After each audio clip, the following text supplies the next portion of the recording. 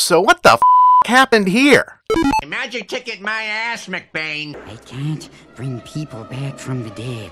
We're just the people this mind switcher was made for by us. Wait a minute, Xena can't fly. I told you, I'm not Xena. I'm Lucy Lawless. Look at me, I'm a kitty.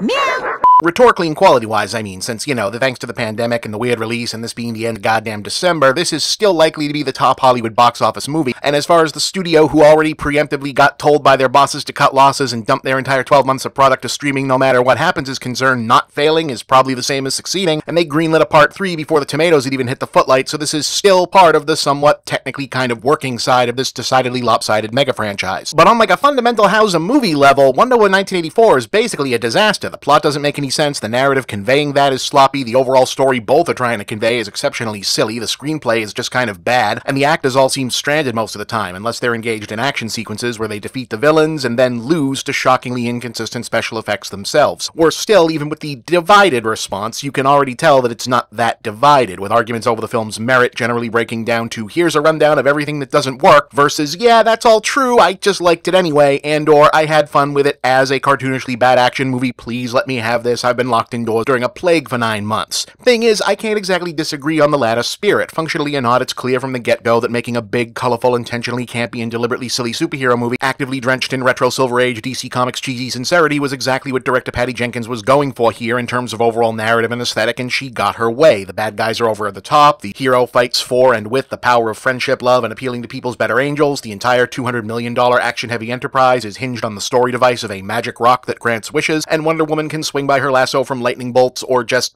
fly now because she believes in herself and someone told her that aerodynamics are a thing. And look, in theory, I'm 100% behind every bit of that. Good ideas, perfectly valid decisions, I support them all. Wonder Woman is, after all, a sexy golem from an island of immortal lesbian demigods who rides giant kangaroos, flies an invisible jet, and battles the forces of evil with light BDSM roleplay and sometimes also murder. And as is the case with the vast majority of this stuff, these are fundamentally colorful fantasy stories about powerful wish fulfillment figures intended for children. Silly is a completely appropriate place to take this property, this material, this character, etc. Gordon Gekko finds Aladdin's lamp and reignites the Cold War with selfish wishes sounds exactly like a quintessential classic Wonder Woman comic book story from the era of history when people actually bought and read Wonder Woman comic books. But you still have to do a good job. I mean, I almost feel tacky invoking him because this isn't really specifically what he was talking about, but it reminds me of Fred Rogers' general point about how so much of kids' entertainment was low effort because the people making it figured it's for kids, it's silly, it doesn't have to be good. Yeah, it does. And the same thing applies to going for big, silly, even kind of dumb superhero spectacle. You don't just get to say our central plot device is a wishing rock and Kristen Wiig is going to turn into a werecat. This doesn't need to make sense or be good. It does still need to be good, and conversely, the movie isn't bad because it's campy. It's bad because it's campy while also being lazy, boring, and incoherent about it. Paradoxically, the story is so weird and told so badly, it's hard to stay invested enough to follow any of it. You can't care because the movie itself doesn't seem to care. And since this kind of seems like it's going to be the consensus, as I said, so far even a lot of the folks who really like this one seem ready to concede up front that it's a big dumb mess of a thing, and that just did it for them, that means the more interesting question amid the fallout is going to be how and why it managed to land at this point. Because remember, it's not like they rushed this. They started up on this not long after the first one hit in 2017 and shot most of it in 2018 with the aim of getting it into theaters first for December and then November of 2019. And it was widely reported, though obviously never with official confirmation, that pretty far along cuts were already test screening as early as June and then again in October of that year. And the reaction wasn't pretty early on, allegedly, though it's unclear whether or not that was behind any of the film's initial publicly known to have occurred reshoots. And then the release was delayed even longer by an entire year eventually by the COVID outbreak. That's a lot of time, space, and opportunity for a studio, a filmmaker, actors who have producer credits, investors, to say nothing of parent companies who can override all of them, to have second thoughts, get into the kitchen, and decide that the sauce needs more bay leaves or whatever cooking metaphor you prefer to use here. I mean, it's not like there isn't a huge precedent for things like that to happen on Warner Brothers DC movies. To be clear, I'm not suggesting that this has to be the case, or that I've uncovered some kind of special insight that makes makes it more likely than the Occam's razor plus optimism scenario, i.e. everyone, including Patty Jenkins, went into this with the best of intentions, tried their best on a very different kind of blockbuster experience, and it just didn't work out, and that's too bad. That remains completely plausible and a reasonable explanation. But having seen it and thought it over and looked back into the production history and reporting, yeah, I do think it looks equally possible that no, either the whole thing or a bunch of individual things in it were supposed to be very different at one point, and somewhere along the line people started changing their minds and eventually too many bricks got pulled out of the foundation and the structure collapsed. I mean, this does happen. Terminator Salvation decided to throw out its entire third act that they'd already built sets and effects for because the ending leaked online and people decided they hated it, and it ended up changing the ending, the characters, and the entire plot of the film into incomprehensible nonsense as they tried to course correct in the middle of filming that movie. Look it up, this is true. Now, since this is a brand new film, my plan is to do a second separate video with spoiler warnings about the plot-specific stuff in here that made me think, oh yeah, something got changed or cut out here in a day or two. It kinda has to get segregated off like that because other than the big obvious rumors that didn't pan out, like, no, there aren't Justice League cameos because they haven't cast the new Batman or Superman yet anyway, and no, the Wishing Rock isn't a setup for Sandman, which is still in production, but as a Netflix thing, so it's not entirely clear if Warner Brothers wants to acknowledge it, since they're trying to make the HBO Max thing happen for themselves. Otherwise, any of the standout bits are,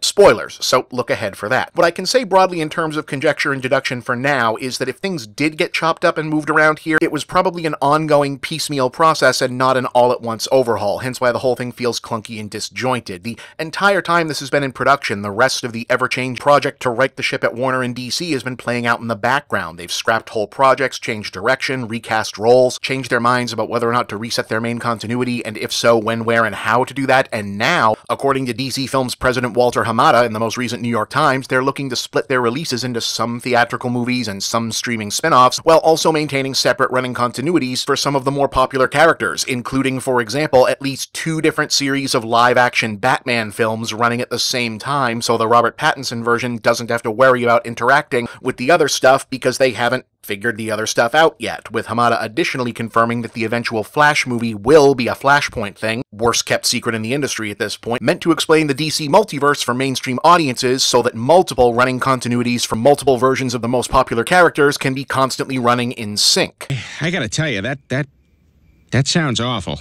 Now, what does that mean otherwise about the future of all this stuff?